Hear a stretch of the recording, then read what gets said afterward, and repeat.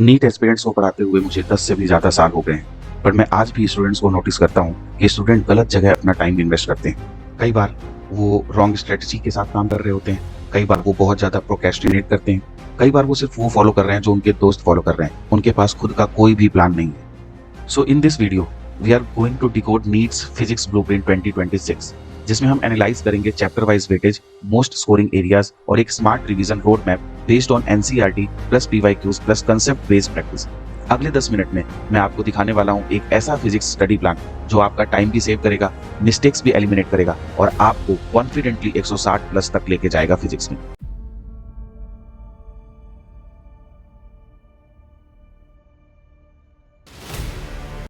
सो बच्चों, ये chart NEET 2025 physics chapter wise weightage का है। ठीक है, अब अगर हम इस चार्ट को एनालिसिस करें तो ये क्लियरली दिखता है कि कौन से टॉपिक्स एग्जाम में सबसे ज्यादा रिपीट हो रहे हैं। सबसे टॉप पर अगर देखो बेटा, तो करंट इलेक्ट्रिसिटी और रे ऑप्टिक्स दोनों ही चैप्टर मिलके बहुत ज्यादा वेटेज लेके आते हैं। क्योंकि यहाँ पे देखो, अगर मैं इस बार ग्राफ में देखूं तो करंट इलेक्ट्रिसिटी का जो वेटेज है बेटा, वो यहाँ पे क्लियरली दिख रहा है, 10 के आसपास टच कर रहा है। यहाँ पर अगर हम लोग इस पाई चार्ट में देखें तो करंट इलेक्ट्रिसिटी 11.9% वेटेज है, यानी लगभग 12%। रे ऑप्टिक्स को देखें तो 7.1%, यानी कि करंट इलेक्ट्रिसिटी और रे ऑप्टिक्स को जोड़ दिया जाए बेटा तो इसका मतलब 20% वेटेज है। 20%, 20% वेटेज का मतलब क्या हो गया? अगर हमारा 45 क्वेश्चन हैं तो 10% 4.5 क्वेश्चन, यानी लगभग लगभग 9 से 10 क्वेश्चन सिर्फ इन दोनों चैप्टर से आ रहे हैं। 9 से 10 क्वेश्चन का मतलब क्या हो गया? अगर हम 4 मार्क्स से मल्टीप्लाई करें तो आप देख रहे हो यहाँ पर 30 से 40 मार्क्स सिर्फ 2 चैप्टर आपको दे दिया है। 30 टू 40 मार्क्स। नीट में कुछ बच्चों के सिर्फ 30 मार्क्स आ रहे हैं फिजिक्स में, 2 चैप्टर दे रहा है आपको 30 मार्क्स। तो इसका मतलब प्रायोरिटी पे हमारा क्या होना चाहिए? Current electricity, ray optics. लेकिन क्या हम एक साल के ही वेटेज को देख करके ये एनालिसिस निकाल सकते हैं? नहीं। लेकिन मैंने और भी ईयर्स के पेपर को एनालिसिस किया है, लेकिन उसके अंदर ये दोनों चैप्टर हमेशा से ही बहुत इंपॉर्टेंट रहे हैं बेटा। तो बेटा आगे हम लोग अगर देखें तो देखो, तीसरे नंबर पे हमारा रोटेशनल मैकेनिक्स है, यूनिट एंड मेजरमेंट, सेमीकंडक्टर, फिर आ गया इलेक्ट्रोस्टैटिक। अब ये वाला क्लस्टर देखो, electrostatic, moving charge and magnetism, nuclei, है ना? ये पूरा का पूरा 12th का क्लस्टर है। और यहाँ पर रे ऑप्टिक्स और इलेक्ट्रिसिटी है। तो अगर मैं ईएमआई, मूविंग चार्ज, न्यूक्लियाई और इलेक्ट्रोस्टैटिक्स को देखूं तो यहाँ पे देखो, ये मेरा क्लस्टर बन रहा है इलेक्ट्रोस्टैटिक्स, न्यूक्लियाई, मूविंग चार्ज और इलेक्ट्रोमैग्नेटिक इंडक्शन का।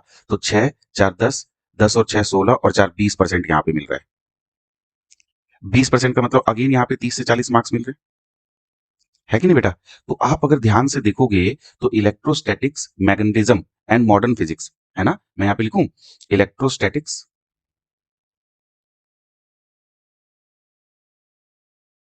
या इलेक्ट्रोस्टैटिक्स की जगह हम सीधा ये लिख ले electricity and magnetism, electricity and magnetism.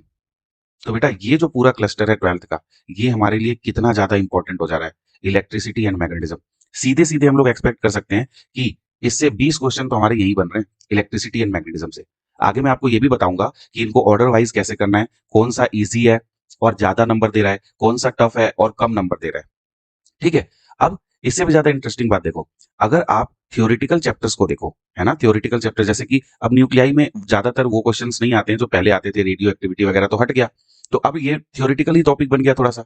इसके बाद अगर हम लोग देखें, एक टॉपिक है सेमीकंडक्टर, यूनिट्स एंड मेजरमेंट। अब सेमीकंडक्टर, अब कोई सोचेगा यार यूनिट एंड मेजरमेंट तो बहुत इजी टॉपिक है। यूनिट एंड मेजरमेंट का अगर हम लोग देखें बेटा, 6% लेके आ रहा है, 6%।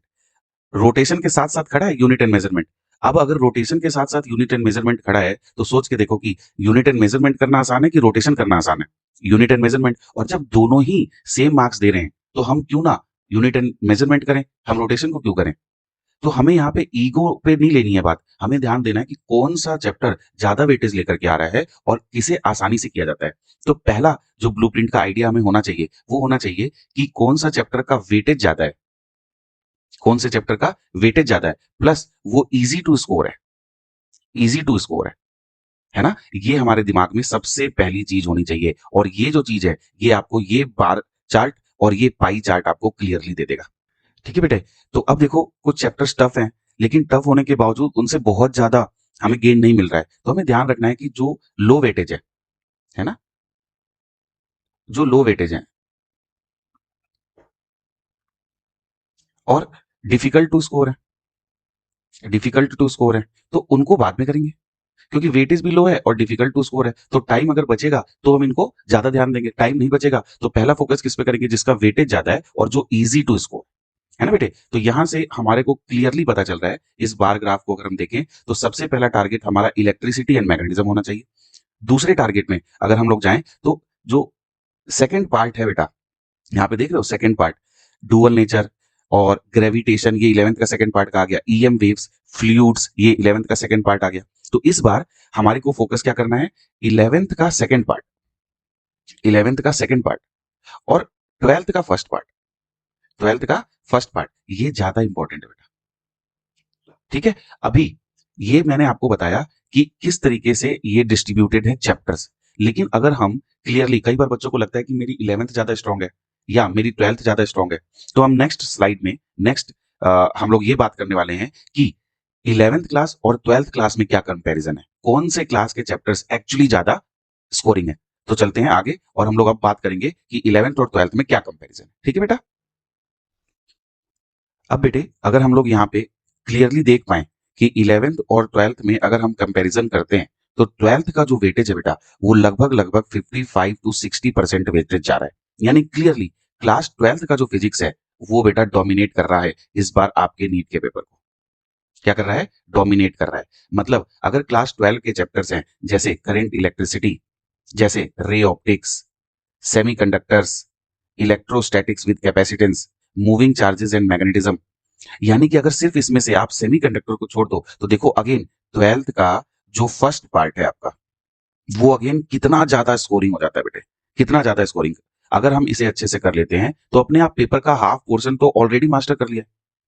इसमें से भी मैंने इलेक्ट्रोस्टैटिक्स, रे ऑप्टिक्स और करंट इलेक्ट्रिसिटी तीनों के ऊपर जेई मेन के जो प्रीवियस ईयर क्वेश्चंस हैं, जेई मेन के जो प्रीवियस ईयर क्वेश्चंस हैं उस पे ऑलरेडी लेक्चर्स बना दिए हैं, है ना बेटे।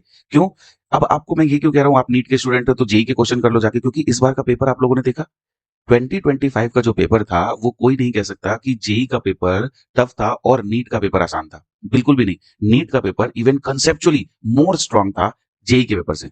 तो हमें आप अपने आप को नीट और जेई में नहीं बांटना है in terms of question solving, हमें अपने आप को अच्छे लेवल के क्वेश्चंस को मास्टर करने के लिए, अच्छे लेवल्स को सॉल्व करने के लिए तैयार करना है, और यही मैं इस चैनल पे कर रहा हूं। तो आप ऊपर मैं लिंक दे रहा हूं, इन तीनों चैप्टर्स के क्वेश्चन को जाकर देखिए कि आप सॉल्व कर पा रहे हैं क्या, अगर आपने 12th के ये चैप्टर्स पढ़ लिए हैं तो। ठीक, अब क्लास 11th के चैप्टर्स को ध्यान से देखें। क्लास 11th के चैप्टर में यानी कि अब अगर ये 55 टू 60% है तो ये हमारा कितना हो जाएगा, 45 टू 40% 11th का। तो जो लोग 11th थोड़ा मस्ती मजाक में कई बार वेस्ट भी कर देते हैं, उनके पास पूरा मौका है यार, 40% ही तो सिलेबस आपको करना है, 60% तो सिलेबस आपने ऑलरेडी 12th में कर लिया है, तो इससे बहुत ज्यादा घबराने की जरूरत नहीं है। अब आप देखो, यूनिट एंड मेजरमेंट आपको 15% मार्क्स दे रहा है। वर्क पावर एनर्जी अगेन मैंने इस पे लेक्चर डाला हुआ है। मोशन इन ए प्लेन, इस पे मैं अगला लेक्चर डालने जा रहा हूं। फिर ग्रेविटेशन, है ना। तो अगर हम ध्यान से देखें, रोटेशन रोटेशन अच्छा नंबर दे रहा है, लेकिन क्या रोटेशन को करना इतना आसान है जितना यूनिट एंड मेजरमेंट को करना आसान है। तो अगर मैं होता आपकी जगह तो मैं क्या करता, मैं पार्ट करता, जितनी देर में मैं रोटेशन तैयार करूंगा उतनी देर में मैं यूनिट एंड मेजरमेंट, ग्रेविटेशन और वर्क पावर एनर्जी तीनों तैयार कर लूंगा, है ना। कि हम हमें ध्यान देना है कि कहाँ स्कोर ज्यादा हो रहा है। कहीं ऐसा तो नहीं है कि हम इजी चैप्टर में फंसे हुए हैं लेकिन वो स्कोरिंग ही नहीं है, अगर उससे नंबर ही नहीं आ रहे। जैसे थर्मल प्रॉपर्टीज ऑफ मैटर है, थोड़ा इजी है बट इससे नंबर ही नहीं आ रहे भाई, 3% क्वेश्चन पूछ रहा है, यानी एक क्वेश्चन पूछ रहा है, दो क्वेश्चन पूछ रहा है, क्या कर लोगे इससे। तो हमें प्रैक्टिकल रहना है अपनी प्रिपरेशन में कि क्वेश्चन कहां से आ रहे हैं। किसी भी लड़ाई में अपने दुश्मन की मूव्स का एनालिसिस बहुत ज्यादा इंपॉर्टेंट है, बहुत ज्यादा, और वही एनालिसिस हम लोग यहाँ पे कर रहे हैं। अब जब हमने ये समझ लिया है कि वेटेज कहां से आता है, तो अब मैं आपको बताता हूं कि स्टूडेंट सबसे बड़ी गलती कहां करते हैं। ठीक है, तो क्या वो गलती आप भी कर रहे हैं, देखिए चलते हैं। सो बेटा अब मैं आपको एक बहुत ही आयरॉनिक लाइन बताने वाला हूं, और वो लाइन क्या है, most of the students fail not because they don't study but because they study in the wrong way. बहुत सारे बच्चे सिर्फ इसलिए फेल हो जाते हैं क्योंकि वो रॉन्ग वे में पढ़ाई कर रहे हैं। वो मेहनत तो बहुत कर रहे हैं लेकिन उन्होंने एग्जाम को एनालिसिस ही नहीं किया है। उनको पता ही नहीं है कि कहां से ज्यादा क्वेश्चन आ रहा है, कहां से कम क्वेश्चन आ रहा है, किस टॉपिक पे ज्यादा टाइम लगाना है, किस टॉपिक पे कम टाइम लगाना है। तो मैंने आपके लिए ये 3 मिस्टेक्स जो हर साल टॉपर्स और एवरेज स्टूडेंट के बीच में गैप क्रिएट करती हैं वो मैं आपको बताने जा रहा हूं। पहली जो मिस्टेक है बेटा वो है ignoring the NCERT. Is that okay? Ignoring the NCERT. बच्चों, बच्चे जो सोचते हैं, और कई बार टीचर्स भी बोल देते हैं कि हाँ, फिजिक्स में एनसीईआरटी का कोई ज्यादा रोल नहीं है, फिजिक्स में एनसीईआरटी नहीं करनी चाहिए, बट फिजिक्स का 60 to 70%, I am repeating myself, 60 to 70% base NCERT से ही बनता है। Graphs, example and line to line theory questions directly repeat होते हैं। मैं फिर से बोल रहा हूं, फिजिक्स का 60 to 70% बेस एनसीईआरटी से ही बनता है। ग्राफ्स, एग्जाम्पल्स और line to line theory questions directly repeat होते हैं। फिजिक्स एनसीईआरटी इजी बुक नहीं है। फिजिक्स एनसीईआरटी बहुत ही अच्छी इंटेलिजेंटली रिटन बुक है। शायद कुछ लोग उससे अच्छी बुक सॉल्व कर लेते हैं, इसलिए वो कहते हैं कि एनसीईआरटी हमें नहीं करनी चाहिए। बट आपको याद रखना है बेटा, फिजिक्स के लिए, नीट के लिए और भी किसी सब्जेक्ट के लिए, नीट के लिए जो बाइबल्स हैं वो एनसीईआरटी हैं। We cannot afford to ignore NCERT at all. ठीक है? The second mistakes, leaving the high weightage chapters for the end. कई बार हम लोग प्लानिंग ऐसी करते हैं कि भाई हम सोच लेते हैं कि करंट इलेक्ट्रिसिटी या रे ऑप्टिक्स बाद में कर लेंगे, और वही चैप्टर्स पेपर में मेजर जंक बना देते हैं, है ना? वही पेपर्स बहुत ज्यादा बैकलॉग क्रिएट कर देते हैं। और जब आप रे ऑप्टिक्स को लास्ट के 20 दिन में कवर करने की कोशिश करते हैं, तो my dear students, ray optics को लास्ट के 20 दिन में ना कोई कवर कर पाया है, ना कोई कवर कर पाएगा, है ना? Focusing more on theory and less on problem solving, ये सबसे ज्यादा बड़ा प्रॉब्लम है। हम लोग बार बार थ्योरी पढ़ते रहते हैं, बार बार थ्योरी पढ़ते रहते हैं, क्लास नोट्स रिवाइज करते रहते हैं। कई तो लोग हैं जो क्लास नोट्स भी रिवाइज नहीं करते, वो सिर्फ टीचर्स, अच्छा उनको अगर आप देखोगे तो वो सबसे ज्यादा क्लास नोट्स बनाने में इंटरेस्टेड है, बट वो उसे कभी पढ़ के नहीं देख रहे वापस। बहुत इंपॉर्टेंट है क्लास नोट्स को रिवाइज करना, क्योंकि वो आपने लिखे हैं और वो आपको समझ में आएंगे। उनको बार बार आप पढ़ेंगे तो वो आपके दिमाग में बैठेंगे, क्योंकि ऑलरेडी सबकॉन्शियस माइंड ने उसको लिखते वक्त अपने अंदर कैप्चर कर लिया है। वही तो रिकॉल कराएगा आपको फॉर्मूलेज एग्जाम में। Physics is not about remembering formulas, okay, it's about applying them in the tricky situation. So इसका मतलब क्या है? जब तक आप अपने माइंड को ट्रेन नहीं करेंगे प्यारे बच्चों, जब तक आप अपने माइंड को ट्रेन नहीं करेंगे प्रॉब्लम सॉल्विंग करने के लिए, ट्रिकी सिचुएशंस में उसको प्रॉब्लम सॉल्विंग करने के लिए नहीं ट्रेन करेंगे, तब तक आप एग्जाम में अचानक से किसी दिन उठ के जाकर के कैसे 160 प्लस स्कोर कर लेंगे? अगर आप इन गलतियों से बच गए तो आपका स्कोर इजीली जंप कर सकता है 120 टू 160 प्लस। ठीक? अच्छा, अब आप लोग सोच रहे हो कि सर आपने ये नहीं बोला कि भाई आप लोग मोबाइल चला रहे हो, टाइम वेस्ट कर रहे हो, आप लोग खेल रहे हो, टाइम वेस्ट कर रहे हो। मैं उन लोगों की बात ही नहीं कर रहा, उनका नहीं होना है सिलेक्शन, वो अपने आप को झूठी तसल्ली देते रहे। मैं सिर्फ उस बच्चे की बात कर रहा हूं जो पढ़ रहा है, फिर भी सिलेक्शन में दिक्कत आ रही है, तो वो ये गलती कर रहा है। जो नहीं पढ़ रहा है उनकी क्या बात करनी है, वो तो नहीं होंगे सेलेक्ट, ये तो क्लियर है। ठीक है? तो हम बात किसकी कर रहे हैं? हम बात कर रहे हैं आपकी। आप पढ़ रहे हो, आप मेहनत कर रहे हो, बट स्कोर नहीं आ रहा है। वो इस वजह से नहीं आ रहा है, इन 3 रीजन की वजह से। पहला, एनसीईआरटी आपने लाइन टू लाइन नहीं पढ़ी है बेटे। एनसीईआरटी की इन टेक्स्ट क्वेश्चंस आपने नहीं किए हैं। एनसीईआरटी की एक्सरसाइज आपने नहीं की है। हो सकता है कि आप अपने टीचर के पास गए और उन्होंने बोला हो कि बेटा एनसीईआरटी करने की कोई जरूरत नहीं है, हम तो एससीवी कर रहे हैं। बिल्कुल सही बात है, सर सही कह रहे हैं, लेकिन क्या आपने एससीवी भी लाइन टू लाइन पढ़ी है?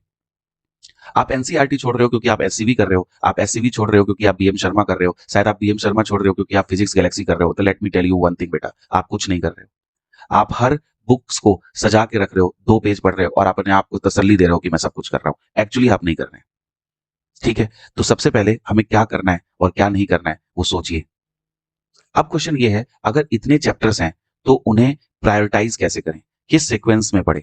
तो चलिए चलते हैं नेक्स्ट स्लाइड में, जो आपको एक प्रायोरिटी रोड मैप देने वाला है 2025 के लिए। तो what is the priority road map? किसे कितना टाइम देना है, किसे पहले करना है, किसे बाद में करना है?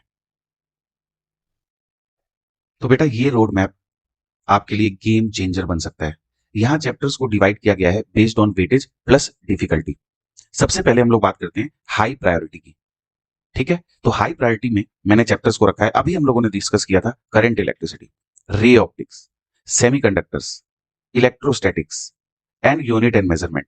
मैंने यूनिट एंड मेजरमेंट को क्यों रखा है बेटा? इजी है। रे ऑप्टिक्स जबकि डिफिकल्ट है हल्का सा, लेकिन इसको रखा क्यों है? क्योंकि भाई साहब हाई वेटेज है, you cannot ignore it, no. क्यों? क्योंकि वेटेज इतना ज्यादा है, डिफिकल्ट है तो भी करना तो पड़ेगा हमें, है ना? तो ये चैप्टर्स आपको मैक्सिमम आउटपुट देते हैं, तो सबसे पहले हमें इन्हें टारगेट करना है, नंबर 1। ठीक? इसके बाद आती है मीडियम प्रायोरिटी। मीडियम प्रायोरिटी यानी मॉडरेट चैप्टर्स। इसमें मैंने किसको रखा है बेटा? इसमें मैंने रखा है वर्क और एनर्जी को, ग्रेविटेशन को, ऑसिलेशन को, electric charge and field, dual nature, nuclei, moving charge and magnetism. अब जरा इनको रैंक करें इजी और डिफिकल्टी के लेवल पे। तो अगर मैं बोलूं ड्यूअल नेचर इजी है, न्यूक्लियाई इजी है, moving charge and magnetism moderate है, electric charge and field moderate है, ऑसिलेशंस कुछ लोगों के लिए टफ हो सकता है, ग्रेविटेशन इजी है, वर्क और एनर्जी इजी टू मॉडरेट है। कुछ अच्छे क्वेश्चंस भी होते हैं, वर्क और एनर्जी को बहुत लोग है ना हल्के में लेते हैं, लेकिन वर्क एनर्जी थ्योरम का एक क्वेश्चन आता है और नहीं लगा पाते हैं। तो ये आपके लिए इजी और मॉडरेट टॉपिक्स हैं, इसीलिए मैंने इनको मीडियम प्रायोरिटी में रखा है, लेकिन इनकी वेटेज भी अच्छी है बेटे, है ना। फिर आती है low priority, tough but important. अब टफ है लेकिन इंपॉर्टेंट तो है, जैसे रोटेशन टफ है लेकिन इंपॉर्टेंट है, लेकिन अगर हमारे पास समय ही नहीं है, जैसे अभी जेई का पेपर होने वाला है, उन बच्चों के पास अब ज्यादा समय नहीं है, तो हम रोटेशन को ज्यादा क्यों करेंगे, है ना। तो इन्हें एंड में रखो, जब स्पीड और एक्यूरेसी दोनों स्ट्रांग हो जाए बेटा, तब हमें इनको करना है। इलेक्ट्रोमैग्नेटिक इंडक्शन, थर्मोडायनेमिक्स, इसमें भी मैं सबसे पहले कौन सा करता, थर्मोडायनेमिक्स सबसे पहले करता, फिर ईएमआई करता और फिर रोटेशन करता। बेटे हमें अपने आप को एक सुपरमैन बनने की नोशन नहीं देनी है झूठी। आप हो तो आप दो, मेरे को कोई प्रॉब्लम नहीं है, बट झूठी नोशन नहीं देनी है। हमें एक प्रैक्टिकल वे से, एक अच्छे तरीके से अच्छे नंबर लेके आने, है ना। अब देखो लास्ट प्रायोरिटी में क्या रखा है। लास्ट प्रायोरिटी लो वेटेज भी है और टफ भी है। Waves, mechanical properties of fluid, motion in a plane, magnetism and matter, atoms, EM waves. अब आप सोचोगे एटम्स तो इजी है सर, लेकिन भाई वेटेज तो कम है, एटम करके क्या करोगे, एक क्वेश्चन आएगा 2 दिन जाएंगे उसमें। लेकिन भाई बात ऐसी है कि ये टोटली इंडिविजुअल पे डिपेंड करता है ना। सेम फॉर ऑल क्या है, सेम फॉर ऑल सबके लिए वेटेज तो सेम है, क्योंकि पेपर ने वेटेज तो ऐसी बनाई है, ये जो भी देखे उसके लिए सेम है, लेकिन डिफिकल्टी लेवल ये इंडिविजुअल बेस्ड होता है बेटा, ये इंडिविजुअल बेस्ड होता है। लेकिन मैंने अपने 12 ईयर्स के करियर में बच्चों को ज्यादातर जिन चैप्टर्स में स्ट्रगल करते हुए देखा है, मैंने उस लेवल पे ये रोड मैप बनाया है। तो मैंने वेटेज भी देखी है और डिफिकल्टी लेवल भी देखा है। अब आप सोच रहे होंगे इस रोड मैप को प्रैक्टिकली फॉलो कैसे करें, तो चलो अगले स्लाइड में मैं आपको दिखाता हूं फिजिक्स के 3 लेयर्ड प्रिपरेशन प्लान। ठीक है, अगला ही प्लान हमारा ब्लूप्रिंट है, और बहुत ज्यादा फैंसी सा नहीं है, मैं बहुत फैंसी आदमी हूं नहीं, सिंपल बातें करता हूं, सच बोलता हूं। सबसे पहली बात तो मैं आपको 3 लेयर प्रिपरेशन प्लान दे रहा हूं। शायद अगली स्लाइड देखते ही आपको लगे कि ये मेरे को पहले से पता था तो वेरी गुड, आप उसको फॉलो करिए और सेलेक्ट हो जाइए। नहीं पता है तो देखिए मैं आपको बताता हूं। तो देखो बेटा, फिजिक्स में सक्सेसफुल होने का फॉर्मूला बहुत ज्यादा कॉम्प्लिकेटेड है नहीं, सिर्फ 3 स्टेप्स में पूरा सिलेबस कंट्रोल में आ सकता है। पहला, रिवाइज एनसीईआरटी थॉरोली। ठीक है, क्या क्या इसमें ध्यान रखना है हमें। सबसे पहली चीज line by line, line by line. अभी भी आपका नीट बेटा 200 दिन बाद होगा, है ना। और जो लोग 11th में है, मैं आपको गारंटी दे रहा हूं, यू आर मतलब आप बहुत लकी हैं जो आप इस वीडियो को देख रहे हैं बेटा, आपके लिए तो बहुत ज्यादा टाइम है। आपको वो जो 3 मिस्टेक्स मैंने बताई थी, वो 3 मिस्टेक्स आपने अभी करी नहीं है, तो आप सीधे ब्लूप्रिंट पे आ सकते हैं। ये जो ब्लूप्रिंट है ना, सबके पास नहीं है, लेकिन अब आपके पास है। तो line by line theory, graphs बहुत इंपॉर्टेंट है, ग्राफ्स को समझिए, यूनिट्स को समझिए, डायमेंशनल फॉर्मूले को समझिए। सीधा सीधा डायमेंशनल फॉर्मूला आ जाता है, सी का पूछ लेता है डायमेंशनल फॉर्मूला, लोगों को नहीं पता है कि सी को एप्सिलॉन नॉट और म्यू नॉट के टर्म्स में कैसे लिखना है। तो एनसीईआरटी को रिवाइज करिए, इसकी एक्सरसाइज और इन टेक्स्ट क्वेश्चंस को करिए, हाईली रिकमेंडेबल। ठीक। दूसरा, सॉल्व पीवाईक्यूज। बेटा आपको कैसे पता चलेगा कि आपका दुश्मन कितना ताकतवर है, आपको कैसे पता चलेगा कि आपके दुश्मन के पास कौन कौन से हथियार हैं, जब तक आप उसके लेवल के क्वेश्चन सॉल्व नहीं करोगे। तो एटलीस्ट मैं आपको रिकमेंड करूंगा 10+ ईयर्स के, 10+ ईयर्स के नीट के क्वेश्चन। लेकिन अब देखो ध्यान से, ये जो 10+ ईयर्स है ना, ये इसके अंदर 2020 से लेकर के 2024 तक के क्वेश्चंस ना करें। शायद मैं पहला टीचरों को जो ऐसा कह रहा हूँ, क्योंकि फालतू क्वेश्चंस हैं। आप सॉल्व करिए बेटा 2012 से लेके 2020 तक के, 8 ही साल के कर लो, ये 8 साल और प्लस 1 साल ये कर लो 2025 का। ये पेपर अच्छा था बेटा, ये पेपर में क्वेश्चन वो थे जो अब आ रहे हैं, जो इस लेवल के आ रहे हैं। ठीक, ये भी ध्यान रखो, नीट जो है अपने लगभग 30 से 40% कंसेप्ट क्वेश्चन में डेटा को चेंज करके सेम पूछ लेता है, तो 40% रिपीट होने की गारंटी है। और क्या चाहिए एग्जाम में, 40% रिपीट हो रहा है, और रिपीट होगा भी यार, कहां से पूछ लेंगे, छोटा सा तो सिलेबस है, कहां से ही पूछेंगे, वही टॉपिक्स तो बार बार रिपीट होंगे। तीसरा step, focus on high weightage topics. मैंने आपको हाई वेटेज टॉपिक कराए, पीछे जाइए, स्क्रीनशॉट लीजिए, जो भी मैंने आपको बार चार्ट या पाई चार्ट बनाया है ना, उसका हाई वेटेज टॉपिक का कर्व लीजिए। 11th में है तो पहले 11th का लीजिए, 12th में है तो 12th का लीजिए, ड्रॉपर में है तो दोनों का लीजिए। ठीक है, यही जो टॉपिक्स हैं आपको उन पे टाइम इन्वेस्ट करना है, जो आपको पेपर में गारंटीड मार्क्स दे सकते हैं। अगेन मैं आपको रिपीट कर रहा हूं, इलेक्ट्रिसिटी एंड मैग्नेटिज्म यही आपके गोल्ड जोन्स हैं, gold zones, electricity and magnetism. तो 12th का सेकंड और 12th का फर्स्ट और 11th का सेकंड बहुत ज्यादा इंपॉर्टेंट। अगर आप इस ब्लूप्रिंट को सिंसियरली फॉलो करते हो बेटा, NCERT revision, PYQ solution, high weightage focus, इस पीवाईक्यू सॉल्यूशन के लिए बेटे, इस पीवाईक्यू सॉल्यूशन के लिए मैं आपको एक डेली डोज की सीरीज दे रहा हूं। क्या दे रहा हूं बेटा? डेली डोज की सीरीज। डेली डोज में मैं आपको प्रीवियस ईयर क्वेश्चंस जो नीट में आए हुए हैं वो डेली एक क्वेश्चन डालता हूं कंसेप्ट एक्सप्लेनेशन के साथ, और ये ऐसा मैं रोज करता रहूंगा। ठीक है, आप उसको देखते रहिए, उसको सब्सक्राइब करिए चैनल को, और आप उसके साथ साथ रोज उसकी प्रैक्टिस करिए। अगर आप ये तीनों स्टेप फॉलो करते हैं तो मैं आपको 160 प्लस की गारंटी देता हूं। अगर आपके इन तीनों स्टेप के बाद 160 प्लस नहीं आते हैं तो वापस इस चैनल पे आइएगा और इसी वीडियो में कमेंट करिएगा कि सर ये तीनों स्टेप्स मैंने सिंसियरली फॉलो किए बट मेरे फिर भी एग्जाम में नंबर नहीं है। ठीक है, अगली वीडियो में हम सब इस रोड मैप के बेसिस पे एक 45 डे स्मार्ट रिवीजन प्लान बनाएंगे जो कि ड्रॉपर्स के लिए होगा। So make sure to subscribe and stay tuned. And students, one thing always remember, physics में मार्क्स कंसेप्ट से नहीं कॉन्फिडेंस से आते हैं, and this is the blueprint to boost your confidence. So let's decode, practice, and conquer NEET physics together. All the best, aspirants. Let's make 2026 your breakthrough year. Okay?